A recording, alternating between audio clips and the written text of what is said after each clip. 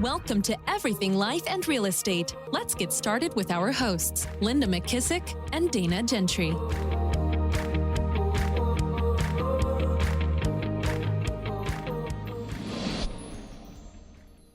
Hi, everyone. Welcome to Everything Life and Real Estate. I'm Linda McKissack. And I'm Dana Gentry. Hey, Dana, how are you? I am great. I'm actually trying to I forgot to put a little lip gloss on, but it's not coming out. So scratch it, forget it. No lip gloss. I can tell you, I was at Gary's Top 100 Mastermind last week, and one of the agents came up to me and said, I just love y'all's conversations about everything. And I'm thinking, I can't even imagine what he's heard us say on this podcast. I always laugh when it's men, though, because we have a lot of men listeners. And I'm like, when we talk about certain things, they're probably like, what in the world? No kidding. Well, I figure they all have wives and sisters, so it's got to help somehow. Very true. Very true. Well, I am super excited about our guest today. We have a top agent on, Kimberly Myers. She's actually from Kentucky. Wait, Paducah or Murray? Where would you Murray? Okay, Murray, Kentucky. And I love that you're our guest today because you donated for the hurricane relief. And so we were excited to have you on. So thanks for giving. Well, thank you. I was excited to see that I won. I was like, oh my gosh, what am I going to do now? Hey, it's all yours. All I want to know is every time I hear the word Murray, I think of Evelyn's pickles. Arlene's pickles. Arlene's pickles. I mean, sorry. Yep. Scratch that. Arlene's pickles. I want to take her pickles on the road. See, I'm not a pickle fan in general. So, but I hear everything about them and I figure, if you like pickles, I guess they're really good because they're like famous. So I should buy everybody I know Christmas presents of her pickles. I've never had them, so I'm going to have to try them. Yeah, they're good. Funny.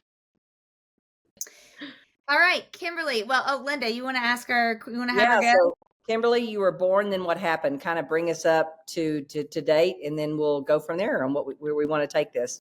Yeah. So I was born to an Army veteran. So my dad was military, grew up all over. My mom always said she never worried about me meeting friends, which I think has worked well in real estate as well.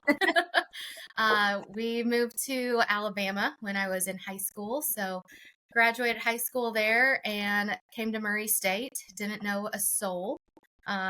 What's funny is I thought I was going to go into culinary school. And then when I changed my mind after working at a restaurant, my parents were like, we're not paying for a degree at a private university then, so pick somewhere else. So my parents both went to Murray State. So that's my connection. Then I graduated with bachelor's and master's in organizational communication. Never thought of real estate at that time.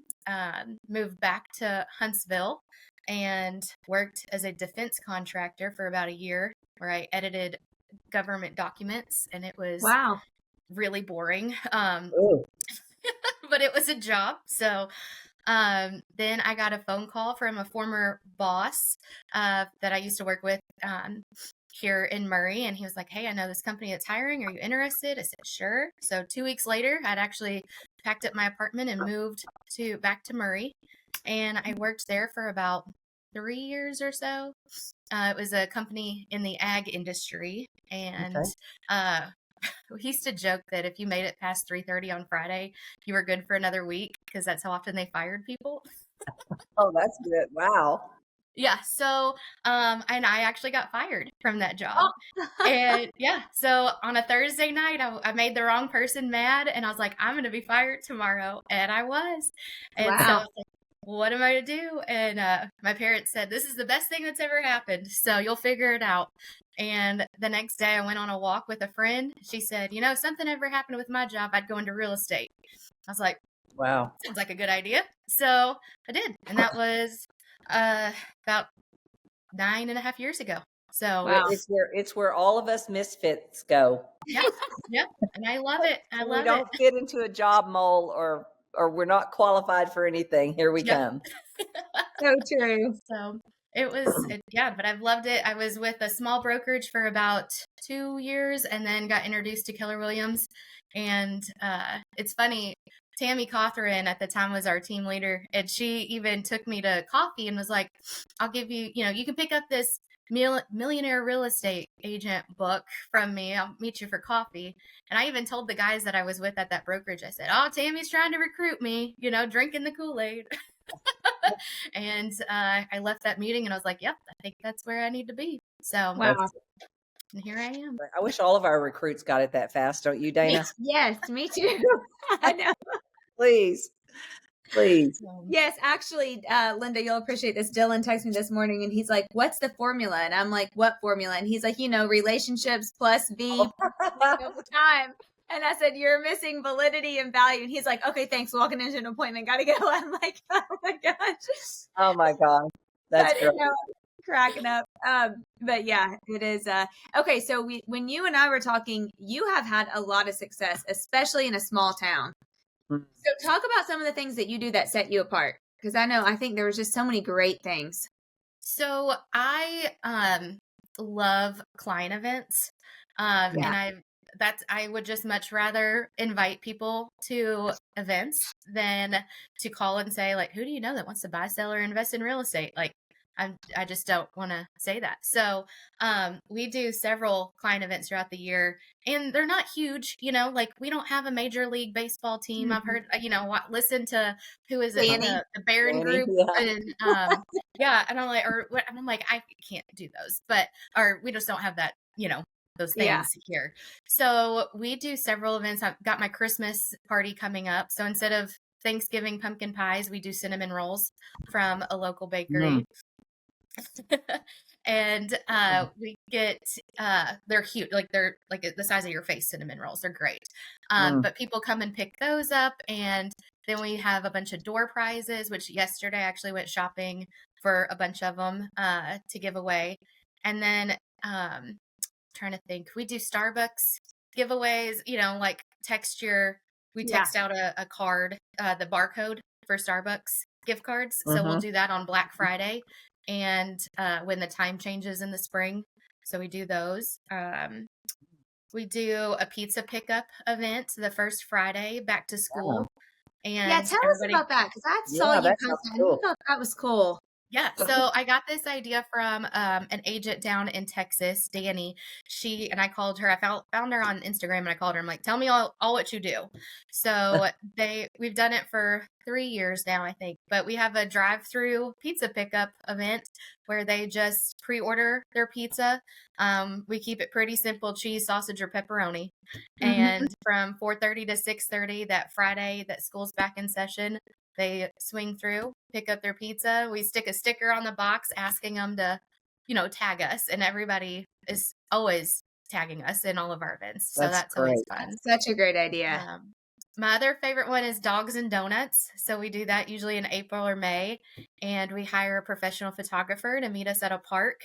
And we have the Humane Society there with their adoptable dogs, and we have donuts and coffee, and people can bring their animals and get a professional photo taken with them. That's so cool. Yeah, we enjoy them. Like, we have a lot of fun. Oh, and then Galentine's event. Oh my gosh, that's my favorite one. So we've done it for 2 years now.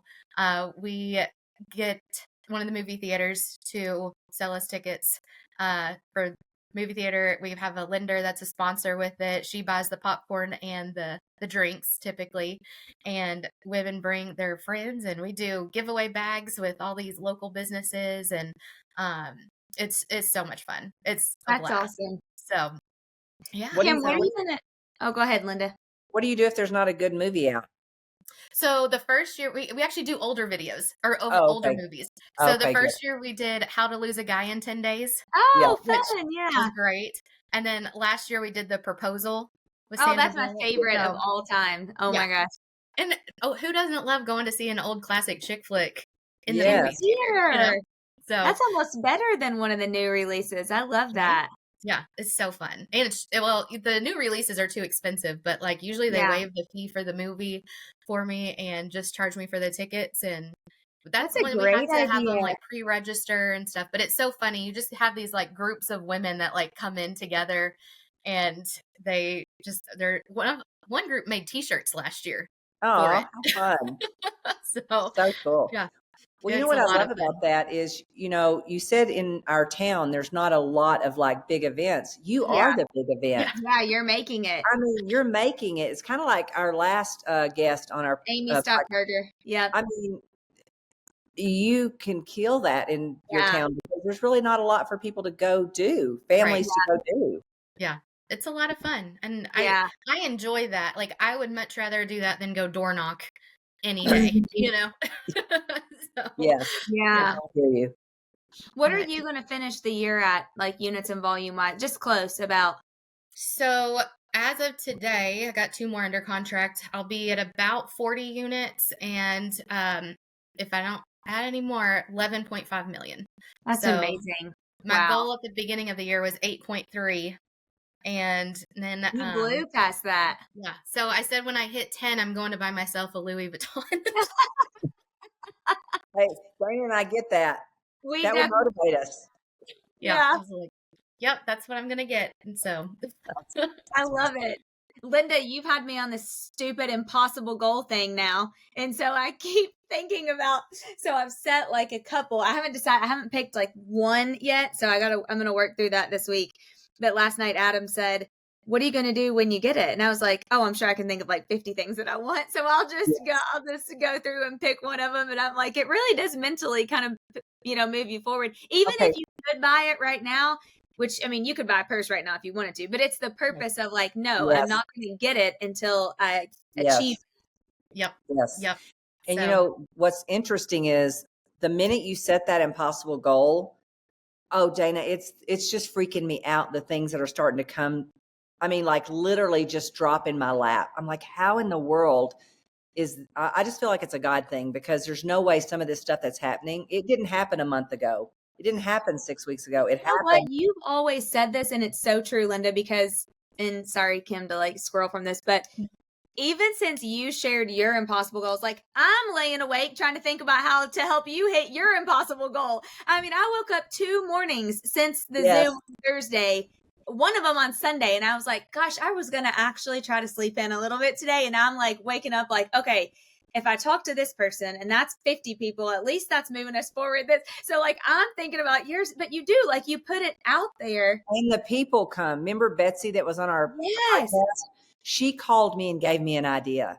So it's so funny. That's exactly what happens. That's the magic of it is people start, well, that's our innate nature is to humanly help someone else. Yeah. So that's part of it. But the other thing is, I really do believe that God just puts so many things in your path. Yeah. But you got to be willing to set the impossible goal and get upset and nervous about how in the world am I ever going to do that? So it works. It works. Well, just like, I mean, I think you need to set your goal even higher there. You're just blowing past the one you had. If you set an impossible one, God, all of Murray would use you. I came to your team class, the $1 million team class in, was it Cincinnati last week? And so I had a 5.5 hour drive home. So I downloaded and started 10X is easier than 2X. And I'm like listening to it and I'm like, they're talking about Leah. Yeah, it works. Well, honestly, 10X and the impossible goal really are kind of the same thing. I think it's an automatic way to make you hit 10X is by setting that impossible goal. I don't think they're different. I think they're exactly the same. You could just say it a different way. But it's so true. And once you've done it, it doesn't mean you're going to always continue to do it. You have to consciously make a decision that you're going to do it. Right. Well, but once you know it's done, you that's not as, you know it, the magic of it, honestly. Yeah. Well, and I've finished, or I'm about halfway through it right now. But even just listening to a little bit of it, the next morning I was like doing some stuff on the computer. I'm like, okay, if I'm going to be $100 million producer, like, I can't do these things. I need to give them up and let my admin do them, So well, because if you want to be $100 million producer, there's probably only 1 or 2 paths that would get you there because of Murray, of where you are, right? Yeah. And so that really would make you totally have to think outside the box, like maybe about expansion, whatever. I mean, it'd totally be a game changer for you. And maybe seem impossible today, but I promise you, you would find the pathway to get there. Yeah. Yeah. So what do you think is next for you? Are you like for next year? Or what are anything you're struggling with, or tell us like what you think is next? So I think I want to add on a buyer's agent, at least one, for this coming year, maybe two, depending Yeah. on that. Um, and so I have a coach through Jared James. And Yeah. yeah, so my coach, I've been with her for about a year now, and she and I were talking about it. She's like, so, I mean, are you ready to give up that $800,000 buyer if they call you? Like, are you sending it to your Yeah. buyer's agent? And I'm like, I don't know. Like, Yeah. Well, Kimberly, one way to do that is, and I've seen lots of people do it this way, is they start out, but between this price and this price goes to the buyer agent, and this Yeah. price and that stays with me. Yeah. And then over time, as you get more confidence and you get Mhm. busier doing other dollar productive things that would replace that income, then you give away those. Yeah. Gotcha. Yeah, Or that's what I was also, gonna. they'll have it to where they have to have a certain number of people in their database, and Mhm. they've closed a certain number of transactions before they can work a, $500,000 plus. Yeah. Yeah. So there are certain standards you can put in place, like Linda said. That I think I'm finding most teams are doing that now. Mm-hmm. Okay. Mm-hmm. Because yeah, that makes sense, and that's what I was like. Oh, I'm gonna ask them about that. Yeah. I'm like, yeah. I mean, how do you? Because if you give away all of them like that, like Yeah. that's kind of scary. Also, Well, and remember, you're going to set the standard. They don't know when they come in as a buyer agent. What they don't like is they think you're going to give them everyone, and then you don't give them everyone. So if you right. just spell That's out the expectations on the front and say, "Here's how it's going to work. Yeah. Mhm. This is the people I'm going to work with, and these are the people that you're going to be able to work with." And then I wouldn't even make any promises about when or if they would ever get the other ones. That's what we Okay. do. I think that's what people do wrong is they Mm-hmm. kind of throw up at the mouth on all the promises up front. Mhm. And you just don't need to do that because you don't really know until you get that person and watch them. And they only hear that part that they're going to Yep. get all these other things. So I wouldn't even Yeah. promise them. I just watch them. Nobody Yeah. ever reminds you to give them more than you told them. They always remind you, they don't like it for you to give them less. Right. Yeah. Right. And you know what that makes me think of? How John Maxwell always talks about, he's been on this a lot lately, but how people want to have what you have, but they don't want to do the did that you did. And Yeah. so it's almost like they kind of have to get in and shadow you and watch you and see how you work with your clients and stuff and learn. Because I always remember Gary teaching us too that they don't necessarily want you, they want the level of service that you provide. And so if those people are going to provide the level of service that you provide, they're going to have to learn that, up front. Yeah. Yeah. Yeah. Yeah. Totally true. Yeah. And then you get to some point when you're like me, where people invite Sarah to their baby showers and kids' birthday parties and not me. And I'm like, wait a minute, when did this flip? Now they like Sarah so much better. They're like, oh, Sarah came to our kid's birthday party. I'm like, okay. Yeah. You just have to let that hurt for a second and move on, Dana. And that's exactly what I'm doing. Like it does. And then I'm like, no, it's better her than me. Yeah. Let's just move on. Remember that lesser goal and that floor? Yes. Yeah, it's a lesser goal and it's a floor and it's a new floor. Yep. Absolutely. Yes. Reading 10x is easier than 2x will really screw you up for a minute. I mean, I'm like, oh my gosh, it's just a lot. So I know, Kim, that's our theme for next year for my market centers and my leadership team is 10x. And we got, the sweatshirts that I got them have 10x on the back. And then we're giving all of our agents planners. Oh, I guess I shouldn't say that because this is going to come out before Christmas. But anyway, they're getting something that has our logo, but the 10x is easier than 2x logo on it. Linda, like we're all in on the 10x. I mean, I'm sure all your guest speakers get one too, right? Yeah. You know what those sweatshirts are going to feel like. Yes. Yeah, definitely. You'll have one coming your way. So Kimberly, what would you like to get most out of Dana and I while you have us captured here? What could we help you with the most, do you think? Yeah. So I think just mentally, how do you get over that like step from going from a complete solo agent pretty much? I mean, I say complete, I shouldn't say that. I do have a virtual assistant. I have a cyberbacker part-time to help with like marketing stuff. And then I've got a transaction coordinator, which that's an amazing addition. Like if I had known how amazing she would have been, I would have added that when I first got started, probably. Yeah. So yeah. having that, but then it's like, okay, mentally, like how do you go from it's all coming into you to like, all right, I gotta like open my hand up and share so I can get more in. Yeah. That's just scary. What do you think is what is the scariest part, do you think? When you think about it and you go, what is that? Is that the release of the money and that you wouldn't be able to replace it fast enough? What is the scariest part of that? I think that, but then also just knowing that someone else is dependent on you. Yeah. You know, like everyone says that. Yeah.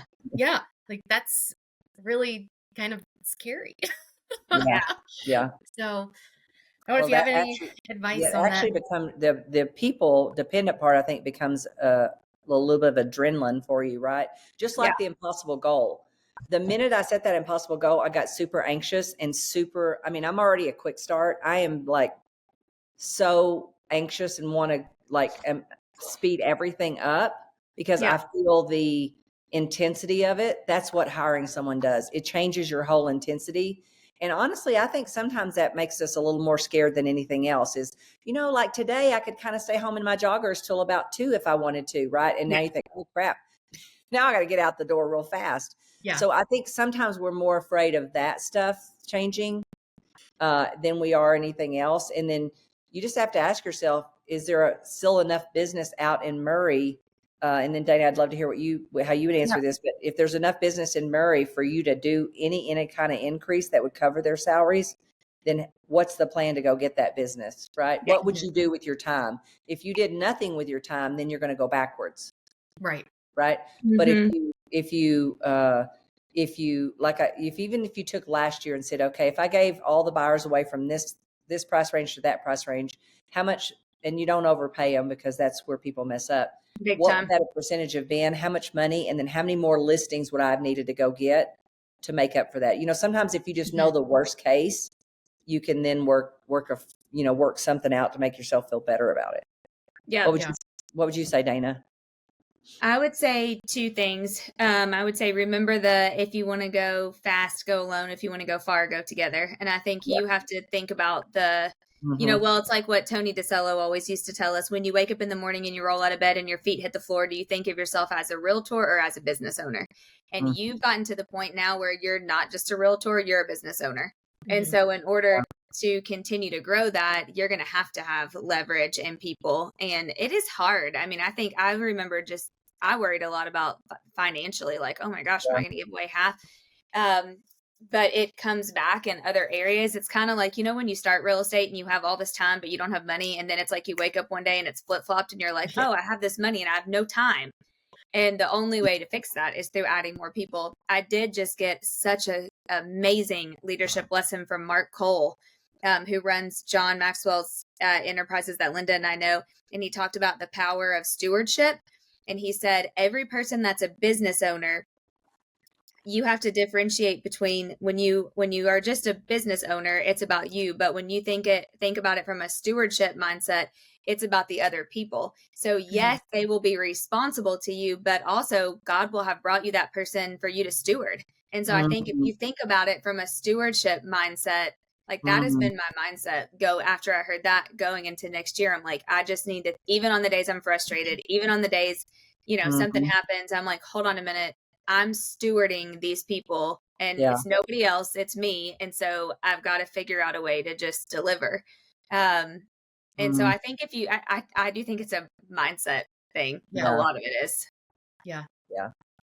I definitely can feel like it's a mindset thing because I've got the numbers probably, to do that. And I've got kind of a referral group built up that I was getting several lot listings that are, 15, 20,000. And it's like, I don't have the time to really handle all the buyers coming in on those. So I made a referral group, but I think you and Dana, you and I talked about this of like, I could keep them in my system versus just sending them out. Yeah.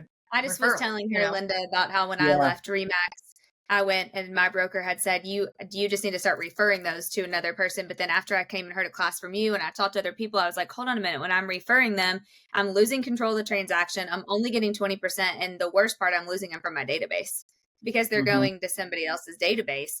So, and remember too, level 4 of the MREA model is really a great buyer agent should add you 36 transactions the next Yeah. year. And they don't all have to come from you. I mean, if they come to your team Right. with 100 people in their database and you teach them how to work them, I think teams screw up when the ratios get messed up and the agents are bringing more from their sphere than they're getting from the team. But if they're bringing 1 or 2 to your 4 or 5, I mean, it should increase you also. Mm-hmm. Well, and I think there's no way you're ever going to do less business because all the people you did business with before are going to start to refer to you. So it's like almost impossible for you to put on the brakes on your business. And then you got to ask yourself, well, if I don't add the leverage, what is my quality of life going to start to look like? And that's when you're going to say, well, no, when the pain gets great enough, you'll let go of where you are to go to that bigger, brighter future. But why not just go to the bigger, brighter future now and let that be the pull that pulls you to there? Yeah. Because when you decide that you're going to have that brighter, bigger future, it's going to actually make your present better because now all of a sudden you're going to start putting systems and things in place that make your life better. And then you'll figure out the have to of where the other business is going to come from or where that other money is going to come from. It's kind of like the impossible goal. Honestly, it has a little magic to it that forces that you don't even see yet. And that's why it's kind of scary because you don't see that part yet. You just have to believe that if it's worked for other people, it'll work for me. And I think doing something like that when you already have momentum, like you have right now this year, is so good. I think people wait to try to do that when they're struggling or when things are down and then they're frustrated. But when you add it, when you've got the momentum already, it's like it just keeps going. Yeah. So right now, I want your opinion on this too, if you don't mind. Right now, my transaction coordinator is hired through another company. Yeah. So would you suggest I bring that on like internally, like, or keep going through the company? Like, because if I bring on a buyer's agent, do you offer that transaction coordinating service for them as You well? should. Right? Yeah, So you should. Just kind of I curious think it your depends thoughts on a that. unit number. If like whatever you're paying per unit, if you get to the point where you could have that person, you could be paying that number in a salary to have that person doing that and do something else, then I would bring it in house. If you're still to the point where you're like, okay, I'm not paying $60,000 a year to that company, so I might as well just keep doing it. To me, that's just a numbers game. It's like, at what point are you paying them more than what you could pay a full-time salary? Don't you think, Linda?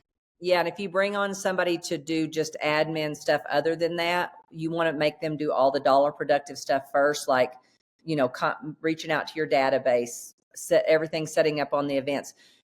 Only when they need more to do would you start maybe even not to give all your transaction to that person, give a few to this person. You could kind of slowly, gradually move them all over. Do you have an admin right now? I have a cyberbacker. Okay.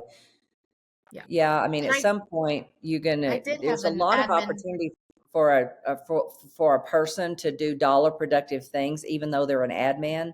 They're dollar productive things that you're not getting to and your virtual assistant can't do. Right. Yeah. I had an admin for about a year or so. And then when I looked at I really need help with the transactions.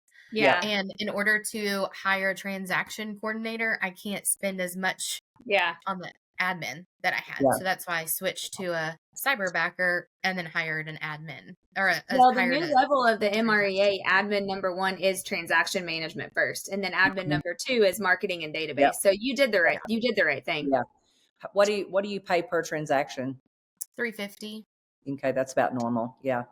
I mean, I think as long as, like Dana says, as long as that number doesn't get up to a certain amount that you could actually, we tell people the same thing when they buy investment properties. Use your assistant, and when you would be paying, 7% or 8%, whatever a property management company would charge, or whatever their fees are. I don't know. Some might be 7, 8, some 10. I don't know what all of them across the country are, but you could, once that gets up to a certain amount, then you could afford to just hire a full-time person that does nothing, right? Handles the transaction. I don't think I've ever found it where somebody looked back and go, well, I don't have enough for this person to do. There's always things that they can do. Once you have the pressure of someone being on your payroll, you start thinking, okay, what's some things I could have them do that we're not getting to bring some money in, Yeah. And the good news about now and moving into next year, I mean, there's no amount of times that are too many that you can touch your people. So, I mean, Right. even if the more they're just helping you touch your database, it'll come in. Well, and even touching other realtors, because Yep.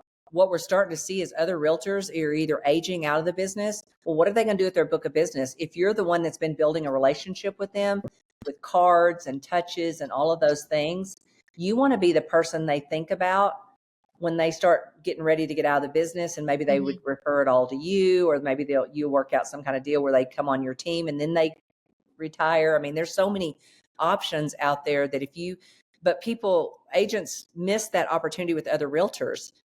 Yeah. Because they don't have enough bandwidth to reach out to their database and reach out to their other co-op agents also.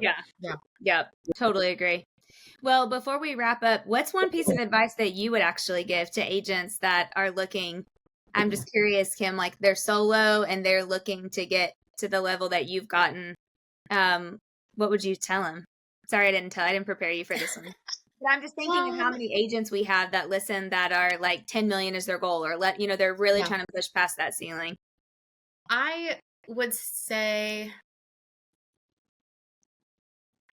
trying to think what's a good. So I'm really big on having boundaries, and not letting real estate control your life. I mean, I can think back on a couple of times when I first got started, that like I went to go visit my parents and I spent the whole time on the phone while they're in dinner.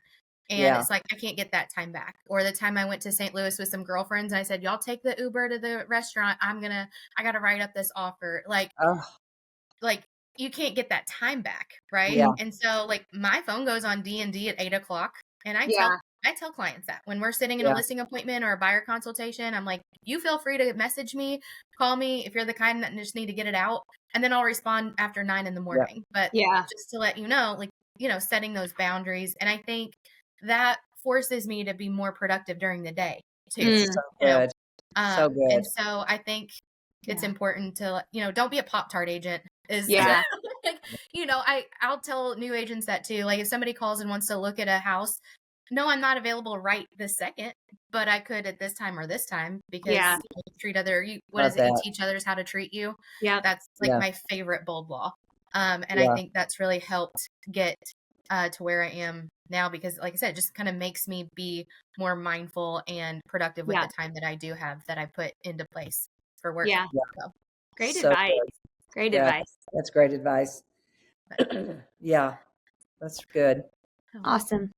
Well, Kimberly, I think number one, do you think you're doing about half a Murray right now, or a quarter? How much more options we got? Where we got to look at next? We got 100 million.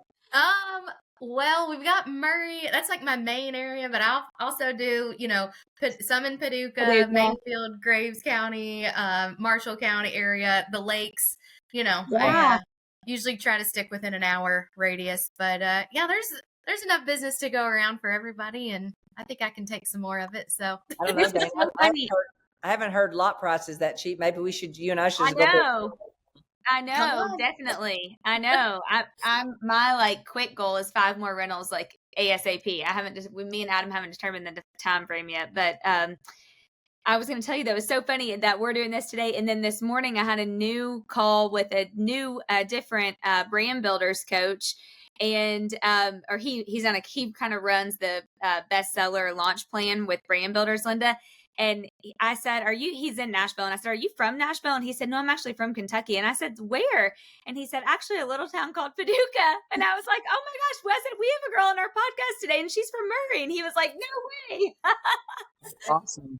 My husband's from Paducah. Now, if I told him that I was ready to move to Paducah tomorrow, he'd have our house packed up in an hour. Hilarious. I think we'd be back in Paducah. But I'm like, I just love Murray. So that's awesome. He said he played soccer for, is it Murray State, I guess? Yeah. Is that? Yeah. Yeah. Is that And so he said that, and then he moved to Nashville after that. But I was like, what a small world. Well, it's not Ben, is it? No, it's Jeremy. Okay. Because we had Ben. I think he's from somewhere around there too. Funny. Yeah. Isn't that funny? I know. Small world. I know. It's such a small world. Well, we were so happy to have you on and just so proud of all your success and your business. And thanks for always supporting and listening to the podcast. I know you've been like listener from the day one, so thank you. I almost wore my t-shirt today too, the one I got from you at like Mega Camp or Family Reunion or something. Like, we need to do. I would say that's another piece of advice all new agents should go to as many classes as possible. Yes. Like, go to the conferences, just go like to all of them. So Yeah, they see it as an expense and it's an investment. I'm like, you have to switch your mindset to it's an investment, not an expense. Right. But yeah, that's a great point. Yep. Very much needed too. So remember, if you have not hit the subscribe button, please go ahead and do that now. And the greatest compliment you can give Dana and I is to pass this podcast along to anybody that you think that would benefit from these conversations. And if you have a guest, a challenge, or an opportunity that you would like us to talk about on the podcast, be sure and reach out to us at info@everything life and real estate. Dana, I'll see you next week. Kimberly, we'll see you soon. Yes. Thank you. Thank you. Be sure to subscribe for more business strategies and tactics to inspire you to live an abundant real estate life. Don't forget to rate and review so we can bring you the best content. Find this and other valuable information at everythinglifeandrealestate.com.